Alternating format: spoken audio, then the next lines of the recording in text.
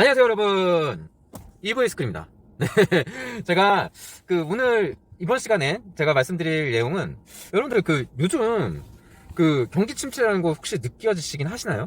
아니면 혹시 전에 소비했던 패턴이랑 요즘 뭐 달라지신 게 있나요? 뭐 물가가 좀 오른다고 뉴스에서 나오죠. 예, 압니다. 그리고 장바구니 이제 장 보실 때 밥상 물가가 좀 많이 오르죠. 네, 압니다. 근데 여러분들이 실질적으로 지금 몸으로 느끼고 계신가요? 지금 경기가 굉장히 침체라고 뉴스에서 많이 떠드는데, 여러분은 실제 경기를 체감하시나요? 저 묻고 싶어요. 아마 대부분의 일부 기업가들이나 뭐 이런 사람들 제외하고는, 기업 활동 하시는 분들 제외하면은 아마 대부분의 사람들이 아직 경기 침체를 못 느낄 거예요. 지금 사실 우리나라 경제는 총체적 난국이에요. 지금 고금리, 그리고 고환율, 그죠? 고물가, 뭐 이렇게 여러 가지 삼중고에 좀 시달리고 있는데, 제가 앞서 얘기했듯이 제일 문제는 환율이에요. 일단 환율이 굉장히 문제가 되고, 지금 이 1달러당 원화 가치가 점점점 쓰레기가 된다는 거는 우리나라 경기를 앞날을 굉장히 암울하게 보고 있다는 반증이기도 하거든요. 그리고 또 중요한 게 뭐라 그랬죠? 기업들이요, 우리나라 가장인 기업들이 왜 해외에서 달러를 못 벌어들이고 있어요, 여러분. 진짜로 달러를 못 벌어들이고 있는 거예요.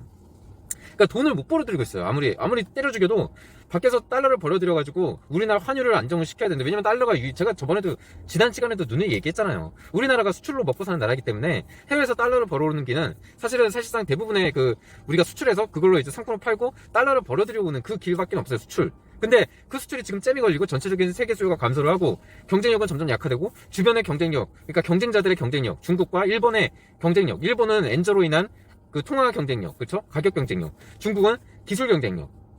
원래부터 그나마 한국보다 저렴한 비용에 생산을 같은 재화를 만들어낼 수가 있었는데, 지금은 오히려 더 저렴한 가격에 만들면서도 더 높은 가성비가 좋은 상품을 만들어내고 있어요. 자, 그런 상황에서 수출은 점점 안 되고 달러는 점점 못 벌어들이고 있어요. 그리고 앞으로 경제는 점점 암울해지고, 이것이 앞으로 전망 5년, 10년 전망으로 봤을 때도 우리나라는 결코 좋게 될 이유가 하나도 없거든요. 계속 암울하고 안 좋은 미래밖에 보이지가 않아요. 왜냐면 수출도 앞으로 봤을 때는 점점 뒤처지는 격차가 더 중국이나 일본에 비해서 뒤떨어지는, 그래도 일본은 우리나라보다 좋은 조건에서 큰 격차는 벌어지지 않을지 몰라도 그래도 기술력이 좋은 나라니까요. 이번하고도 벌어질 거예요, 이제. 일본은 그나마 우리가 가격 경쟁력으로 해서 일본보다 가성비가 좋다고 느끼고 수출이 그만큼 또 잘 됐었잖아요. 근데 지금이 딱 우리가 그때 일본의 심정이 돼버린 거예요, 중국에 비해서. 중국이 우리나라보다 가격 경쟁력이 좋고 이제 기술력이 이미 많이 따라잡혔어요. 그리고 우리나라보다 이미 더 앞선 기술을 갖고 있는, 부분적으로 앞선 기술도 많이 갖고 있는 나라가 지금 중국이란 말이에요.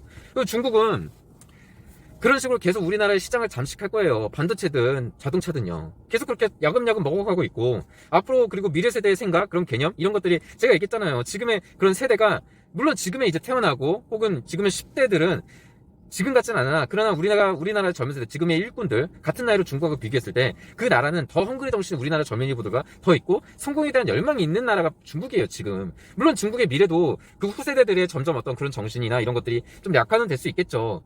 물론 그렇게 좀 인구도 좀 감소하고 있고요. 그래서 좀 미래는 조금 더, 지금 제가 중국만 따져봤을 때 자체적으로는 현재 중국보다 앞으로의 중국은 좀 이제 기울어 가긴 하겠지만, 그래서 앞으로의 중국을 보면은 더 우리가 봤을 때는 우리나라에 있어서 더 강력한 경쟁자가 되지 덜 되진 않을 거예요. 그때 되면은 우리의 수출 품목 대부분이 잡아먹힐 수 있어요. 특히나 반도체나 일반적으로 우리가 대중적인 특별한 어떤 하이테크, 그러니까 모든 시장에는 업마켓과 미드마켓, 그리고 로우마켓이 있는데, 거기서 업마켓하고 이 부분만 일부분은 우리가 아마 유지를 할 거고, 미드마켓은 대부분 다 중국이 먹을 확률이 되게 커요. 그래서 그만큼 우리나라 수출이 앞으로는 수출 경쟁력에서 굉장히 밀릴 거예요. 그렇다고 해서 내수 시장이 내수만으로 돌아갈 수 있는, 경제를 돌릴 수가 있느냐? 그것도 아니에요. 사실 우리가 일반적으로 알고 있는 통념이, 보통 내수 인구 1억 정도는 돼야 내수 인구가 돌아가잖아요. 자, 그런 나라가 어디 있죠? 수출에 의존하면서 인구 1억이 되는 나라. 자, 일본이 일단 기본적으로 1억이 되고요. 그 다음에 베트남이 또 1억이 됩니다.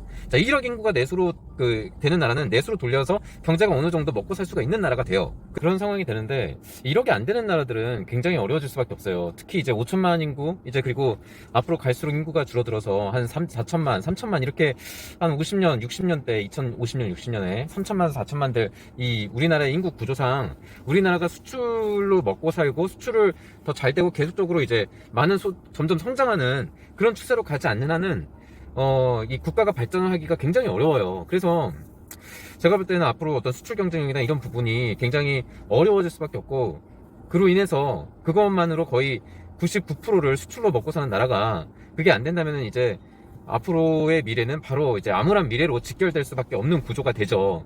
그리고 그런 미래 세대한테 어떤 기대도 할 수 없는 상황이 일단 되는 게 눈에 훤하고요. 그런 상황이에요. 근데 문제는 뭐냐? 지금의 어떤 이 상황, 경제의 어떤 위기고 경기 침체고, 그리고 굉장히 어떤 우리나라가 경기 버블 그런 현상이 이제 꺼지고, 그러면서 잃어버린 30년이 올 수 있다는 경제적인 위기감, 국가적인 어떤 위기감이 너무 아니라는 생각에 지금 빠져 있다는 게 문제예요. 지금 있는 생활에 그다지 어떤 장바구니 물가나 이런 게 좀 올랐다고 해서 피부로 와닿지 않는다고 해서 이제 계속적으로 내가 누렸던 삶을 누리고 싶어하는 본능이 있거든요. 지금의 내가 누리고 있는 이 내 소비 패턴과 이 소득 수준에 비해서 이런 어떤 생활 패턴을, 그리고 내가 편리함을 추구하는 그런 것들을 계속 누리고만 싶어 해요. 근데 문제는 뭐냐면은, 이렇게 누리고만 싶어하는 거 대비해서 앞으로의 경제가 계속 이제 꼬꾸라질 텐데, 이제 그런 상황에 맞춰서 지금이라도 좀 위축을 하고, 좀 위축을 시켜서 좀 소비 패턴을 축소하고 허리띠를 졸라매도 시원찮을 판에 기존에 있던 거를 계속 누리려고만 하니까 거품을 계속 키우고, 어떤 뭐랄까요? 이제 그쵸, 나중에는 엄청나게 이제 큰 타격으로, 큰 쇼크를 받을 수밖에 없는 상황으로 지금 치닫고 있는 거예요. 이제 이런 사람들이 이제 제일 먼저 이런 사람들한테 특효약은 따로 있어요. 뭐냐? 부동산이에요. 부동산이 이제 곧 개박살이 나거든요. 이제 못 견디는 사람들, 이자 때문에 부담돼서 더 이상 못 견디고, 그리고 혹은 집값이 떨어지고, 집값이 어떤 그런 부분, 폭락에 대한 우려로 이제 던지는 사람들이 이제 하나 둘씩 나타날 거예요. 그런데 뭐 버틸 수 있으면 버티세요. 안 말려요. 그냥 버티세요. 이자 이제 주담대 10% 가고 내년 13% 가는데, 그 이자 버틸 자신 있으면 버티세요. 뭐 그거 가지고 꼭 저기 파셔야 된다 뭐 이런 얘기 안 해요. 버티시면 버티세요. 하지만 합리적인 사고를 가진 사람이라면은 일단 기본적으로 앞으로의 미래나 이런 전망을 이제 비춰봤을 때 팔지 않을 수가 없거든요. 그래서 그런 사람 기준에서 말씀드릴게요.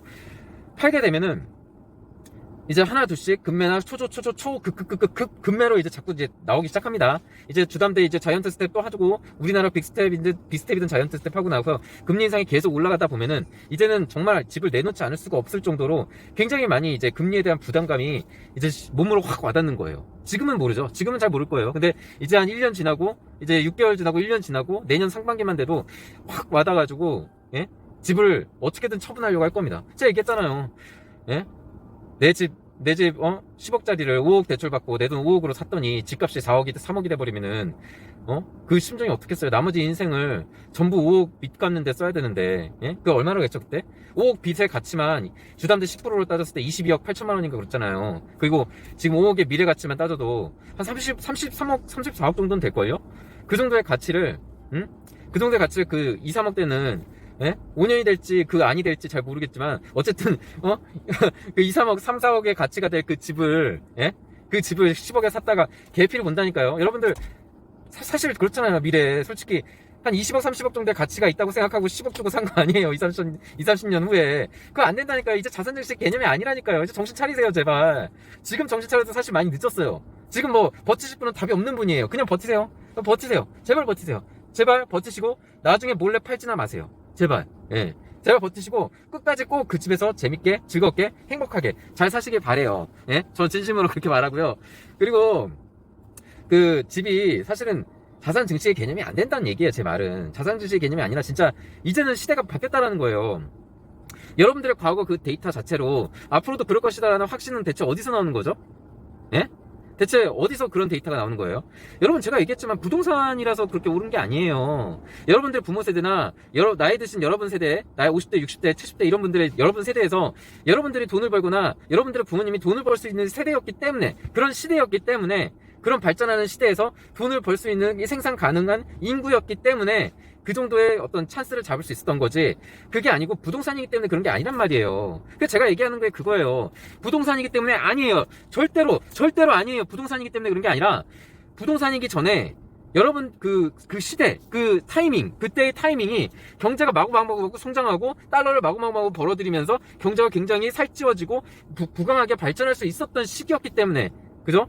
그런 시기였기 때문에 그분들이 그렇게 발전하면서 집을 샀을 때 그 집이 많이 가치가 오를 수 있었던 거예요. 지금하고는 완전히 다르다니까요. 예? 그러니까 제가 얘기하는 건 너무 단순하게 부동산이기 때문에 무조건 오를 것이라는 맹신을 버리시라니까요. 그때는 경제가 굉장히 꾸준하게 성장할 수 있었고 경쟁자가 많지 않았고, 우리나라가 마치 지금의 지금 사실 지금도 아니긴 한데 또 하여튼 그 좀 한 10년 전이라고 치고요. 어떤 중국과 비슷한 시기였던 거예요. 중국처럼 경쟁자가 없어. 근데 만들 수 있는 생산력은 풍부하고 노동력은 풍부하고 할 수 있는 능력도 많아. 예? 할 의지도 많고 막 헝그리 정신에 투철해서 모든 막 투혼을 불태워서 열정을 불태워서 막 하려고 해. 나라 잘 살아보자고. 그런 어떤 정신 자세에 있었던 사람들이 그때 당시에 생산 가능한 인구였고 그런 시기를 맞아가지고 그런 시기에서 굉장히 많이 어떤 점프를 할 수 있었던 거예요. 지금은 그게 아니라는 거예요. 여러 가지 대내적인 환경을 봤을 때 우리나라가 그때의 영광, 그때의 어떤 눈부신 발전, 한강의 기적을 일으켰던 그 시기와는 너무나 판이하게 지금 판도가 많이 세상이 많이 바뀌어 있다라는 거예요. 그래서 제가 이제 보는 게 부동산으로 타격이 있을 거고 또 앞으로 이게 인생 최대의 버블이기 때문에 이 이후에 뭐 성장 가능성이라든지 뭐 이런 걸 좀 기대하기가 굉장히 어렵게 됐어요. 그런 상황에서 아마 부동산이 이제 피부로 와닿게 하는, 여러분들 그 경기 침체를 피부로 와닿게 하는 제일 첫 번째 빠따가 될 거예요. 그래서 제가 볼 때는 앞으로 우리가 지금 당장은 모르지만 이제 조금만 더 지나고 이런 어떤 부동산부터 해서 필두로 해서 이제 그 어떤 장기 침체나 이런 폭락이 이런 게 계속 찾아오면은 굉장히 힘들다. 굉장히 힘들 수밖에 없다라는 거를 좀 드릴 수 있을 것 같아요. 그래서 제가 좀 말씀드리고 싶은 거는 그런 부동산이라고 해서 뭐 이제 맹신하고 뭐 제가 누누이 제 방송 보신 분들은 아시겠지만 부동산이라고 해서 맹신하는 거는 되게 잘못된 그런 사고방식이고요. 이제 앞으로는 그런 시기가 아니기 때문에, 그리고 그런 시기가 우리한테 오지 않았기 때문에 투자 어떤 미래 효율, 어떤 효율성, 그러니까 내 돈을 일정 어딘가에 투자하거나 어디에 묶어놨을 때 그런 어떤 효율성을 바라보면은 지금의 한국은 뭐 저축 예금 금리나 뭐 저축 금리도 낮잖아요. 저축이라든지 어떤 주식이라든지 뭐 부동산이라든지 어떤 채권이라든지 전방위적으로 뭐 어떤 장점이라고 찾을 수 있는 구석이 없어요. 그리고 제일 중요한 거, 제가 항상 누누이 강조해왔던 게 뭐였죠? 그 젊은 세대의 그런 어떤 사고방식, 그런 헝그리 정신, 젊은 세대의 열정, 이런 거 되게 많이 강조했잖아요. 그래서 지금 그게 부족하다고요. 눈에 얘기한 그 결과예요, 지금. 그래서 앞으로 계속 굉장히 암울할 수밖에 없으니까 제가 그랬던 거예요. 앞으로 이제 부동산 필두로 해서 우리나라 펑펑 터질 겁니다. 그래서 그때 가서 후회도 늦었으니까 지금 부동산 조금이라도 거품이 쌓여 있을 때 금매로 아주 던져버리세요. 그래야지 여러분들 단돈 1억이라도 더 건져요. 네, 여기까지 하겠습니다.